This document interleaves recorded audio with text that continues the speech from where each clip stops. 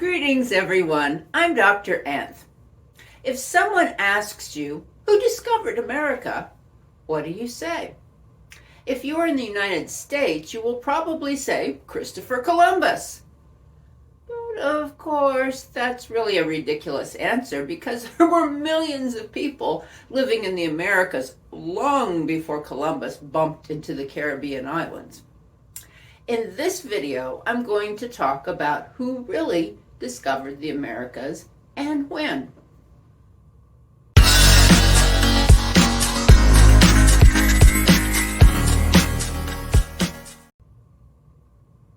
Up until very recently, most archaeologists had decided that the earliest people in the Americas were the Clovis people, who dated to around 13,500 years ago. They made beautiful fluted flint points. The Clovis sites were found primarily in what we call the Great Plains region of North America. It was thought that they were the first people in the Americas because prior to 13,500 years ago, the northern portion of North America was covered by ice sheets. The Cordilleran ice sheet covered the mountain ranges along the Pacific coast down to the Columbia River Gorge, in ice about 1.5 miles thick. The Laurentide ice sheet covered the rest of what is now Canada and the northernmost part of the United States, in ice about 2 miles thick. At the height of the glaciation 20,000 years ago, the ice sheets touched. Also at the height of glaciation, the sea levels were about 300 feet lower than now, which exposed an ice-free land bridge between Asia and North America, which was called Beringia. People could have followed animal herds from Asia into Beringia, but then they would have been stopped by the ice sheets. However, around 14,000 years ago, the ice sheets began to melt and retreat. According to many archaeologists, this would have left an ice-free corridor through which animals and humans could have traveled into what is now the United States. These would have been the Clovis people. However, this reasoning is flawed. Remember, the ice sheets were 1.5 to 2 miles thick. As they melted, they would have created an icy, lifeless inland sea. It would have taken thousands of years for the sea to dry into a series of huge lakes surrounded by marshland.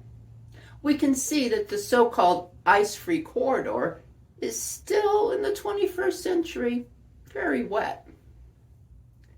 It is highly improbable that animal herds in Beringia moved into this icy wet zone where there would have been little to nothing to eat.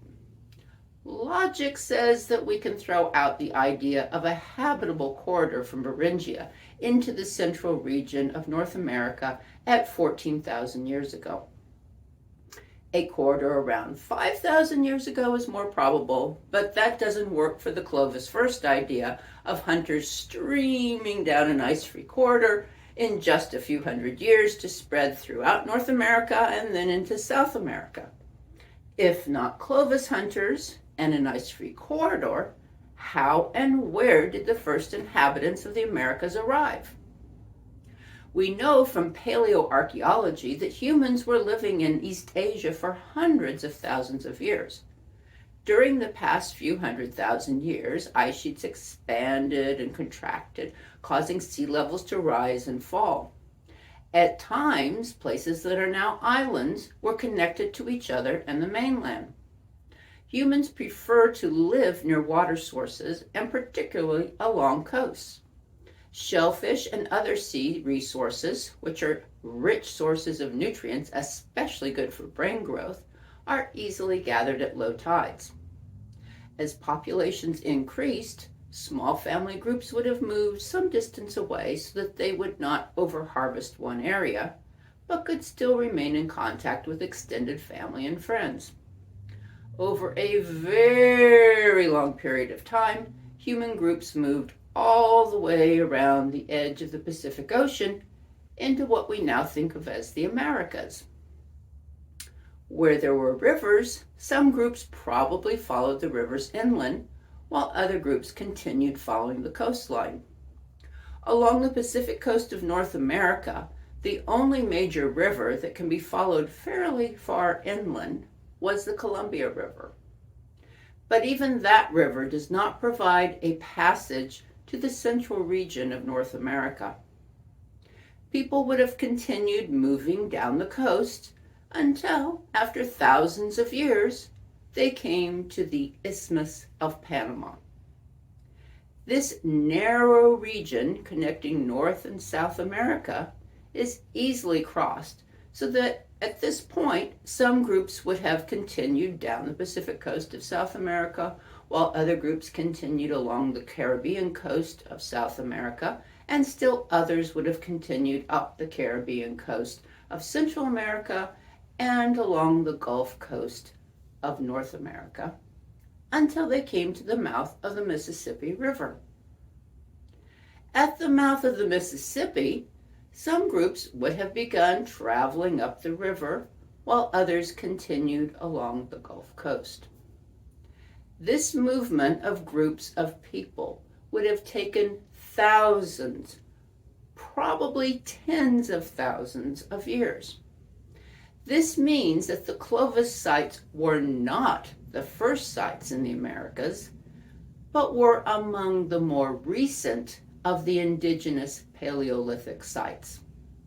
The many sites that were ignored or heavily critiqued by Clovis first archaeologists are now being taken seriously and finding support among many archaeologists who are realizing that the indigenous past of the Americas is far more ancient than was realized even 20 years ago.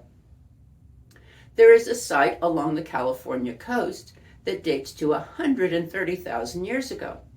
At the site are mastodon bones and hammerstones that were used by humans to break the bones to obtain the bone marrow. Thousands of miles to the south in southern Chile is the site of Monteverde I, which contains numerous human-made artifacts dating back 13,000 years.